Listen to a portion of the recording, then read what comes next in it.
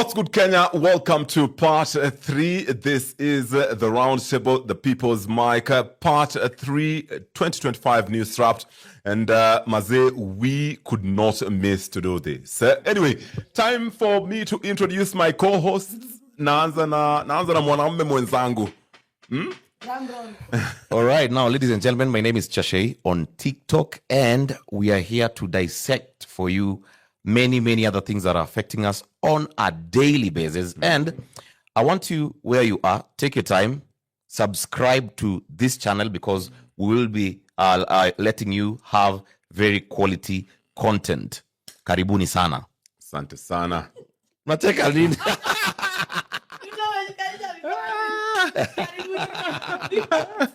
So guys, I am Gen Z Baddie on all social media platforms, and I am here to serve you.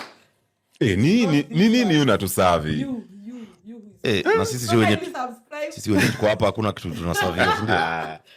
Subscribe. Follow us on all social media platforms. Follow us on TikTok, Instagram, Facebook at The Round Table. Na sasa mimi niko na game. The rules of this game are very simple. I'll mention a person. All you have to say is red flag, green flag, ama white flag. Okay. Red and green, mnajua zinamaanisha nini? White flag ni kusema you don't want to participate in the voting. You don't want to say it's a red. You are playing the field. All right. White when mweupe kama pamba. White. Vivyo. Yes. And I'll start by addressing the fattest elephant in the room. The leader you are all thinking about. That Red person. flag. Huyo. Yeah, also, for me, the leader she's thinking about, I mean, definitely, you understand it's a red. Ebu chaja jina, pengine si huyo. Oh, aya, kaja. Okay. Maybe. Aya, sawa. The first one. The President of the Republic of Kenya. Mimi All right, nilishajibu. now. President of the Republic of Kenya. Ladies and gentlemen, it is a big red flag. And now you'll have to give me reason. Okay. Now, first of all, there is one thing that I don't think I will ever come into terms with, because this government, which is headed by the president, William Samoei Ruto, remember, there is blood on the hands of this government. There is, in terms of when the youths came out to protest on the matters affecting their daily lives. First of all, members of parliament, most of them, did not listen. Number two, the president did not act very quickly to at least neutralize that msisimuko ya mayouths that had already started, because they saw it coming. Now, when it came, youths died. There is one thing I want to tell the president. The youths of this country may not forget what the government of Kenya has done to them in the past 2 to 3 years. Not me, will not forget. So you really have to act very fast on those commissions that the government is creating to, compensate. And I don't know that you can compensate life, but the government has to act fast to at least neutralize machungu wenye tuko nayo hapa chini. So a red flag for you. Big one. Yangu hata kama kungekuwa na most red. Yani Ugepeana. Can I tell you why? Reason ya kwanza ni ile kichapo nilipokea during maandamano. Oh, but the guys, news guy was beaten. Like physical war, like vita, kijetli. Mimi Ruto. Okay, huyo mtu hakunipiga, lakini watu walimpiga ni watu walinipiga ni yale tu. Number 2, I have a t-shirt. Nilitoka nayo maandamano June 25th. Iko na brain matter ya mtu. Ooh. I've never washed it. You see, that's what I'm saying. The youths will definitely not forget what happened during that time. Anyway, kuna mtu alisema hata tusifike Christmas na lakini ni sawa tu. And by the way, on that note, the youths who died outside parliament, those who were killed during the protest, you are our national heroes. Our national heroes are not those people who, most of them who we were taught in books, are not even heroes. You are the ones who are our national heroes. And for me, I will suggest on the 25th of June every year, we should not lack one moment that day to celebrate those people, those youths who died during that period of the protests. Oh, definitely. This was a game. Sasa tena imekuwa serious. You know, kuna there's a quote that says, all give some, but some give all. Wow. Yeah. Ni kama hiyo ndio And that's itakuwa what Kina Rex headline. did, That man. will be the Yeah. headline of this video. All gave some, but some gave all. Wow, I won't vote on that one because haya. So Wait. Just vote because Ati white flag. ama you are also from kuna mtu mwingine huko Twitter anaitaga watu majina mingi sana hapana. na yuko Kenya, but anyway, no worries. I feel like you've already said enough. Okay. Again, we would like to move fast. Okay. The next individual is Rigathi Gachagua. Anza. Thank you. Rigathi Gachagua. Nafikiria majibu kwa kichwa yangu. I remember it is white flag, it is red flag, It is green flag.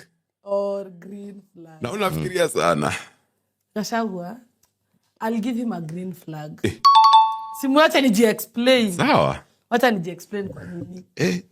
Okay. Kwa sababu, I feel like as much as tunaona anapush a tribal narrative, anafanya nini, from the word go, naona kama alitusaidia sana kufinya must go.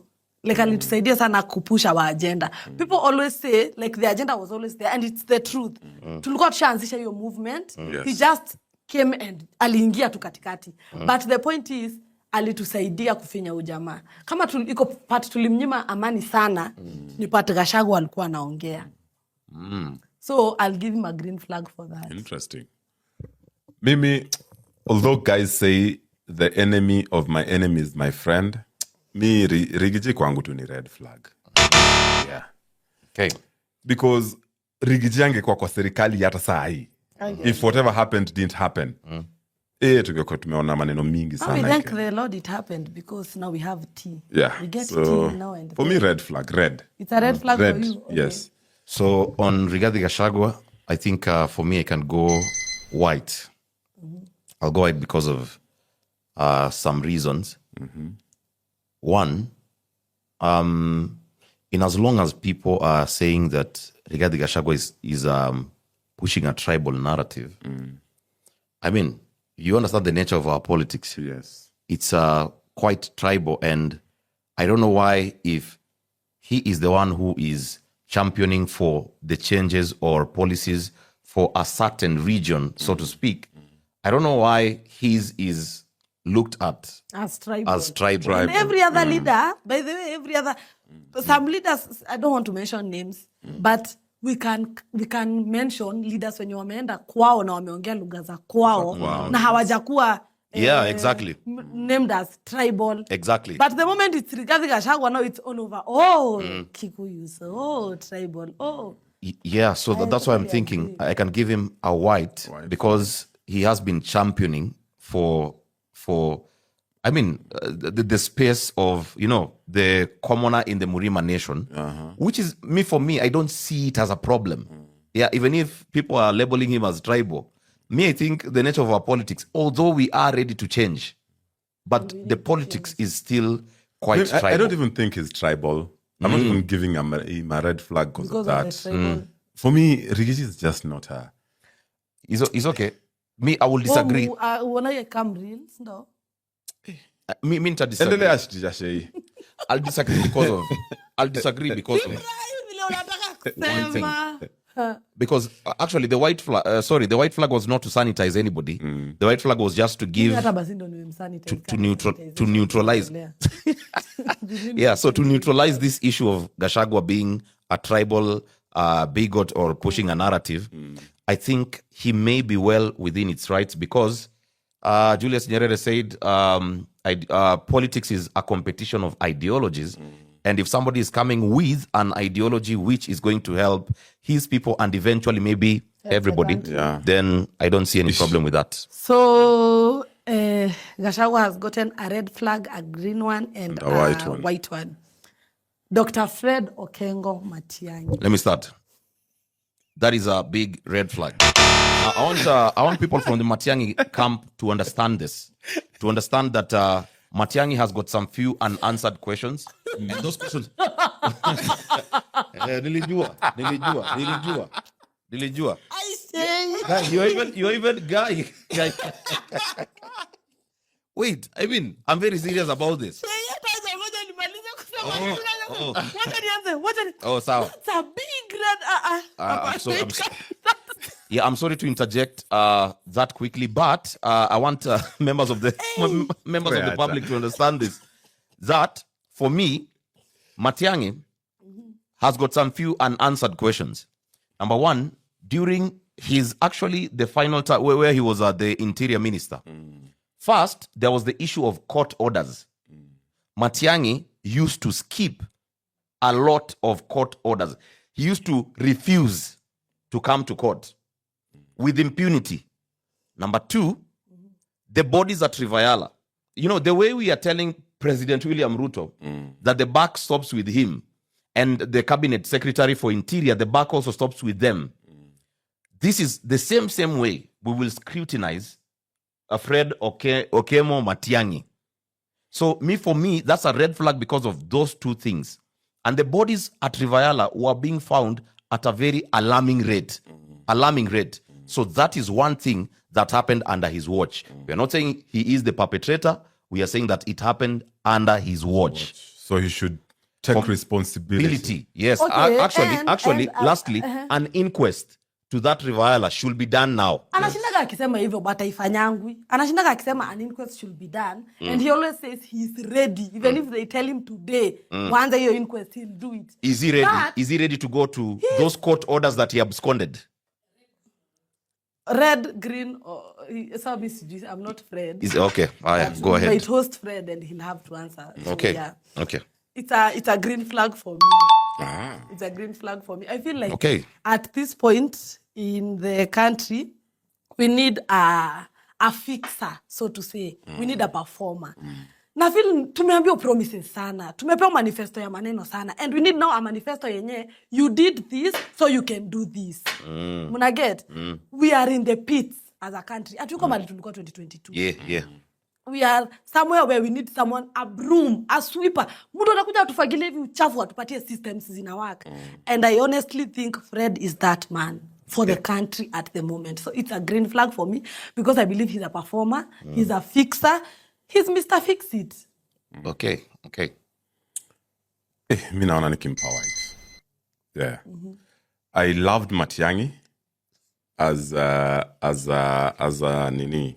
Alikuwa? As a CS. I love Matiang'i. Because CS for ministries. But then also Pia, I feel like Matiang'i is not Matiang'i. Matiang'i is, and I'm sorry to say this, someone's spanner boy. This girl gonna trust issues. No. Just what I think. No, umesema bado kwa Gachagua. I just feel like Gachagua. So I feel like Matiang'i is not okay. Exactly. I feel like it's someone's spanner boy. Unaona watu yani wanajiamini hadi wameform party yao DCP. Lakini unaona kuna kamtu kamepewa kagari aendeshe. Jubilee. So inamaanisha akiweza shinda. Ni ile gari bado ndio itakuwa inaendesha. Ni dereva wa ile gari. Ndiye bado atakuwa anatuendesha. So I have a question now to you. What if he became the party leader? Will he now become the dereva? No, party leader ni title too. Okay, so yeah. So white flag. Nampenda for his performance and everything. So he's a performer, but you agree? as Matiang'i, as in mtu anaweza jisimamia aseme mimi bana. Sioni. Okay. Na pia kuna kasi nilikuwa nasikia sijui alilia wapi. Anyway. So Matiang'i, I'd like to know the story. White, green, and red flag. Yes. Moving forward to Kalonzo Musyoka. News gayanza sasa. Biggest red flag. That's a shocker. Unasikia bado kumekuwa na moment of silence. Yeah. Okay. Okay, why? He has never stood for anything. Okay. Kalonzo ni mtu na, and I believe this. You remember what happened in Tanzania? How the government barred opposition leaders from vying. Mimi naamini Kalonzo leo Ruto akiweza amua sasa siku ya kupeleka nomination papers. Ruto amue lori 3 za GSU zisimamishwe kwa geti ya Kalonzo. Hata apeleka, atazimia watu simu. Sips water. So then what happens? Okay. That's hypothetical. Kwani alifanya nini? No, it's not hypothetical. It's informed by diabolical. No, it's informed by history. Okay. Siku ya kusea in Raila. Anyway, but acha nipunguze hasira. this day of swearing in Raila, was it something constitutional? Hapana bana, mwanamme mlishakubaliana tukutane Kajim Event Studios at 3 am. Tunakuja kufanya nini? Hata mvua ikinyesha, Unakuja. tafuta umbrella. Kuja bana. Si watu walifika. All right. Let me also say, for me, Kalonzo is let me give him a white, because fine, in as much as I don't understand where he really stands, but Kalonzo Musyoka, I have got one message for you.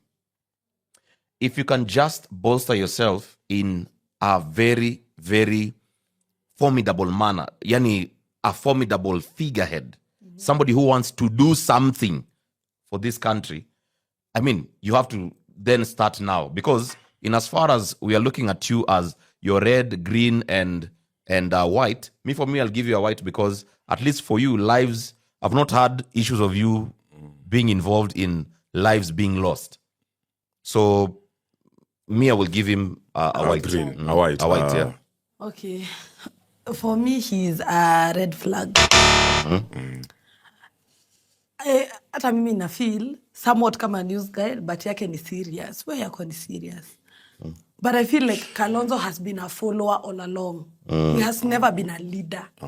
Hajawahi kuwa yeye mwenyewe ati he's a leader of this. Ameishi kukua ana rally behind someone. Lakini sini party leader wa Wiper. That's just a title. Let me use your words. Against That's him. just a title. I feel like he has never stood for anything. Na feel tu amekuwa tu a follower. Okay. Yeah, he's a big red flag for me. Kwa sababu nilisikia the other day akiambiwa he's been in politics for 50 years. 50 years. Anakuja kucorrect akasema hapana, I've been in politics for 40 years. As if it makes a difference. Anyway, the next person, Maraga. Green. Explain. Mimi acha. Mtu wa kwanza this guy amepea green flag. Mimi acha yeye ni a very healthy green flag. Yani Ona yako happy. That's my guy. That's my guy. Green flag. I feel, and it's not about the Supreme Court ruling or anything. I just feel he's the sense that Kenya needs right now. And this is why hata nimepea kina Gachagua na Matiang'i red flag. Because I feel if... Can you jump red flag though? Oh, white. If they were to be elected as leaders right now, as president... Who, Matiang'i or Maraga? Maraga. Ile cycle ya vendetta, ya nyinyi against sisi, itaendelea. You see? Because it will be one order against the other. But I feel like if Maraga were to be the president today, the only people who can make Maraga president are ordinary Kenyans. Yeye haezi iba kura. His tribe cannot make him president. But Matiang'i also, his tribe can't make him president. No, but yeye anaweza iba. Ako na watu kwa system. As in, he has people. You get it? Maybe. Number two, he represents someone else's interests. Matiang'i. Sijui kama unanipata? Allegedly, and they've been seen in public. Aya. Hey, today the news guy is so Mnajua ilikuwa ikuwe game. I feel like it objective. will be an episode. Yeah, no pressure. Lakini Maraga for me green flag, because I feel akichaguliwa hakuna, he doesn't have any scores to settle. He is sober. Number 3, he can fight corruption genuinely. Yeah. Now, I want you now to judge him on merit. What has he done that makes you think or feel like he can fight corruption or he can perform? Again, No, I'll the remind biggest- you, we are not where we went. To Again, if you've realized it, Kenya's biggest leadership problem is not kusoma. We have a doctor as president, remember.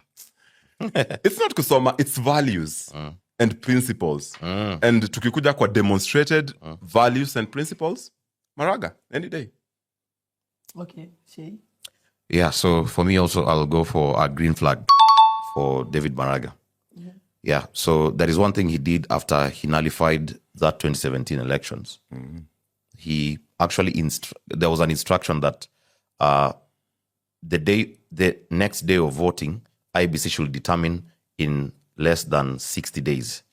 When the IBC set the date of re-election, Maraga actually went to vote.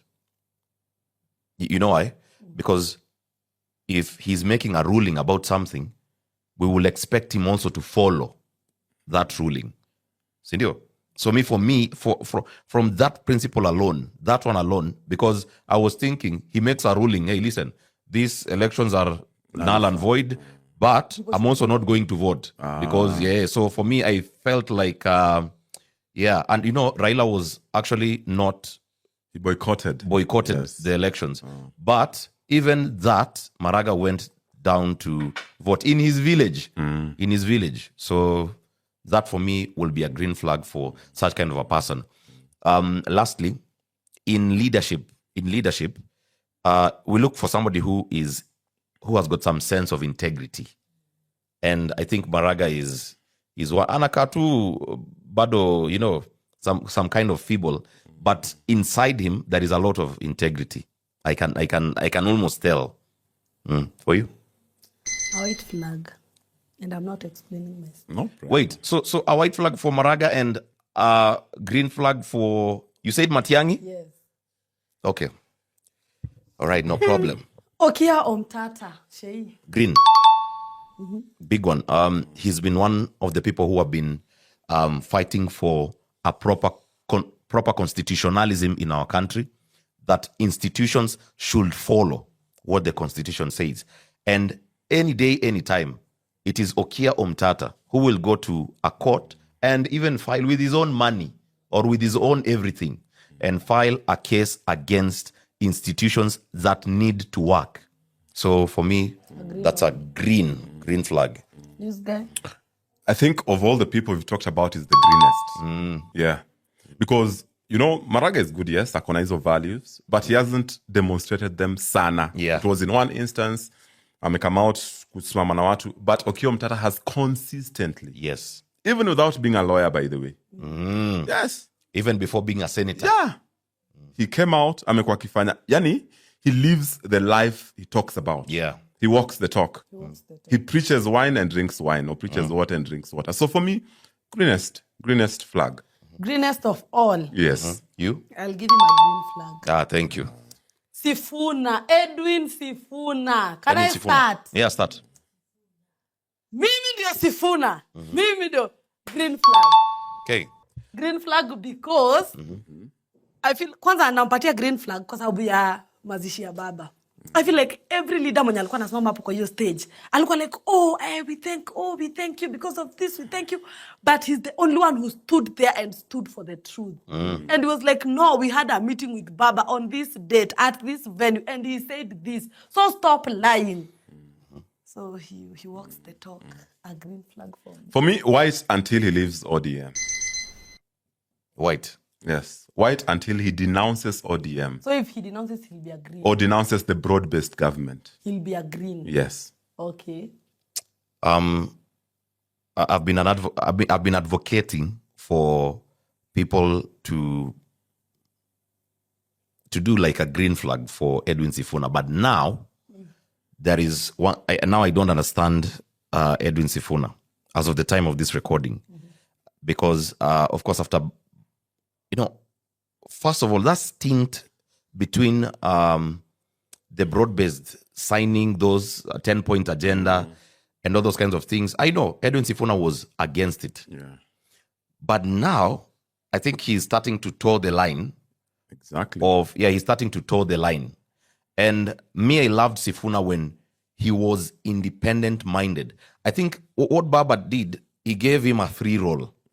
I am thinking he gave him a free role. So that is why Edwin Sifuna actually even flourished, But now I don't think he has been given a free role. So that's why maybe even news guy is saying until he leaves ODM, that is going to be... I'm giving him a white flag. White flag. Yeah, white. Natembea. Natembea. Now, Natembea is also another person who I'm confused about. I don't know, he looks like an activist on the ground.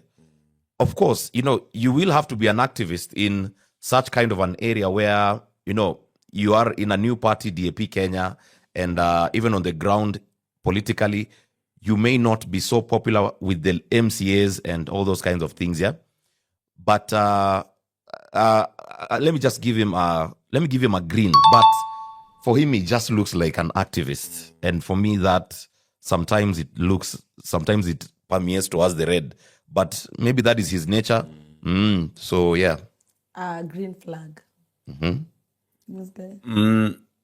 Natembea, I was about to give him red, but atanimpe white. And this is because I'm speaking from a millennial point of view. I lived through times when Natembea was a provincial administrator. Before he became now the people's person, the governor. And then Natembea was the provincial administrator. He was Moi's handman. He at some point was Uhuru's handman. Yes, Kibaki's Uhuru, handman. actually. And haikuwa poa sana. Well, right now anaongelea maovu. But the question is, how can you suddenly become so clever? Okay. Tachi hapo. I'm speaking as a Gen Z, as on a Gen Z point of view. And I just know him as a governor, so I'll give him a green flag. Okay. Yes. Babu Owino. Babu kwa sababu. Yeah. This mic is okay? Yeah. One, two. Babu, Ongili, Owino, Paul, greenest. I'll give you a green. I know there are some underlying issues which are, in the public domain. But somebody like me, I will give you a green because I am your constituent. That is, first of all, I've seen what has been done in Embakasi East constituency. I've been living there for a while. And I can tell people authoritatively that Babu Owino has to be the greenest flag that you can ever have. So we won't dive much into it. But Babu Owino, Paul Ongili, green flag. Mbona usiende next morning unaniangalia? Kwa sababu I am the moderator. Aya, sawa, pole moderator. Sorry, madam moderator. I mean. Babu, ntampa green. And nasema hii kwa sababu he has consistently stood for principles and values associated with ODM, the party under which he serves. Unaona? Democracy, he has talked about, instances in maandamano imefinywa. As in, amekuwa consistent na values zake. That one. Unaona? And even when persecuted, he has still shown that he is resilient enough kusimama huu pande mwingine wa wananchi. Kuna mwenye nimpea white flag na pia watu wanasema he is consistently. Shida yangu na huyo ni there are moments when he's been the one who has signed documents going contrary to those values. But Babu Owino, in his speech, in his actions, he has consistently stood for what he believes in. Yes. Yes. I'll also give him a green flag. Hey, thank you. So Thank you, Jesus. the only two people who have gotten green flags, 3 green flags so far, Okia Omtata and Babu Owino. Very nice. Hi, now we move to the ladies. The first lady we have, Naisula. Do you want to go first? Because Yes, because she's of a the- lady. I'll go first. I'll give her a green flag. Okay. Because I feel like she has really stood out kwa ladies, because of what she's done so far. She's the one who passed the internship bill, which means that ukiwa intern sahi, wagava unalipwa. And it was not so before. She's the first female leader, ama MP, to be elected, hizo side za huko Samburu. kwao. And I feel like she has done a lot. Kukuwa ata elected place kama hiyo, it is determination and hard work. So I'll give her a green flag. Okay. I'll go next. I'm going to give her a green also. The reason is she has not been these women in politics who are dramatic and having this kind of grandiose that some main character syndrome. I think she doesn't have that. I was looking at a story, I saw some story somewhere that he's one of the women in parliament who has been consistently advocating for sponsored education for girls, which, it's a good development because we are at a time of empowerment and she is walking the talk. So I think for me, I'm going to give her a green. Maybe I think I'll keep it short. I'll give her a green. And I think it's because she is an embodiment of the kind of leaders we need in the country. Basically, bila kuongea sana, kazi bila kelele. Unajua kuna fulani ametusumbua na mabillboard. Oh, she also voted no for the Finance Bill 2024. Oh, she did? Yes. Yeah, she voted no. Green flag. Okay. So she's the third person to get green flags across the board. Wavinya and Red. Hey, bro. Insist, emphasize. I feel like that she's very evil. Okay. I don't know her that much, honestly. So. No, I also don't know her that much, but huyo governor, mtu akapewa contract kusupply uniforms. Huyo mtu akatokea akasema hajalipwa. You have the audacity ya kuita a youth empowerment program na kutokea kwa hizi uniforms huyu jamaa alishonesha na hajalipwa. And you don't even mention that issue. Hata mimi nampea red flag. Okay. Nilikuwa nimpea white lakini nimekukopi. Okay. First of all, let's put that matter of Inyandeti into context. So if you look at the demand letter that Oga was given, that demand letter, it stated that Sami Kioko was not one of the enlisted directors who are supplying who are supplying anything to Machakos County. Fine, that one I understood. But I don't know whether Wavinya Ndeti is seeing what Sami Kioko is going through. She's definitely seeing it. Yeah, so for me, that one will be a red flag. She posts on X almost every day. And that is purely that is purely because of Sami Kioko.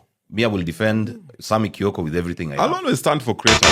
Always, The first person to get red flags across the board. Gladys Wanga. Let me start. Now, Gladys Wanga, first of all, the area she's leading, that county she's leading, there are areas which are infested with gangs. And I don't know how she's planning to manage all this because, in leadership, there is the software and the hardware part of it. The hardware, we are seeing stadiums being built. You can see some, some infrastructure over here and there. Yeah, we but can now see electric poles being launched. But the issue is, I mean, can she manage her county? Because I've been hearing so many complaints, especially from people who are in that party, and they think Wanga is a red flag. So for me, with that perception, I will go give her with a red flag. Yeah. White. White because she has at least put Homa Bay on the map. Kuna things that we know about Homa Bay, the stadium, what is it called? Those stadium imejengwa na the national government heavily. Sindio? Yeah. Ilichangia kidogo before ende. But Wanga was at the center of it. She was at the We center want of it. to do away with the at least mentality. Naona kusema ati they are bad but at least. No, ndio maana nasema nampa white. As in, kuna wale wamekula na kuna kitu inaonekana. Yeye, kuna kidogo inaonekana. But nampa white kwa sababu I'm also familiar with Homa Bay politics. And I know the underworld. And acha tu ninyamazie hapo. White flag. Yeah. It's a white for you. Yeah. The violence in Homa Bay, it's not good. I'm not saying it's being perpetrated by her, but I'm giving her a white flag. Yeah. Okay, I'll also give her white flag. Again, I don't know much about her. Siwezi ati wapatia ati history yake niseme alidu. But akona kelele mob. Unaona venye kwa Naisula tumesema kazi bila kelele. For her the kelele is really really there. It can be hard and yeah. So white flag. It's a white for me. Okay. Next, Omoshomba. Nianzie, wacha nianzie. Yeah, you can start. I'll give her a green flag. Kwa sababu she's one of the first people who mwenye alichaguliwa na UDA na she's the one of the first people mwenye kejeli. Yeah, kejeli is the word. She's one of the first people aliingia opposition from the government. So it takes a lot of courage to do that. So I'll give her a green flag. I'll give her a green flag also. So despite the fact that there have been recent, kind of allegations about Wamuchomba, there have been some allegations around. We don't want to target them here because the allegations. With the allegations, we have to They are alleged. But during that particular, do you remember when the finance bill was just about to be Past.